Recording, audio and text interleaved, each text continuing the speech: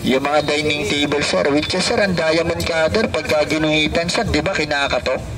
Sa cutter ko, guhit ka lang. Sir, puputol ka ng salamin, ma'am, mas mabilis. Comparing siya sa diamond. Tsaka maganda rito, ma'am, ganun din, ma'am, sa tiles. Ito, medyo wala na po kami tiles, sir, eh. Ito, guguhitan lang. Mas maganda kung malapad yung tiles mo, ha. Opo, ito, pag of demo, binibili lang namin yung mga ritaso na. Kasi props lang. Ito, guhit ka na, pinuputol. Ang salamin, pag walang guhit, sir, katokin mo yan, sir, di mo mapuputol yan. Maguhitan mo nga lang, sir, oh. Tapos malak mo nga lang, sir, sa likod, sir, puputol ka. Ganyan ka powerful. Pero ngayon, so, pag tumama sa balat ng tao yan, sir, harmless. Di naman yan delikado. Pag tumama sa balat natin. Yung presyo niyan, sir, 200 lang yan. Yung 200 pesos mo, sir, ito yung maganda. So, namimigay tayo ngayon ng free. Ito, libre na to.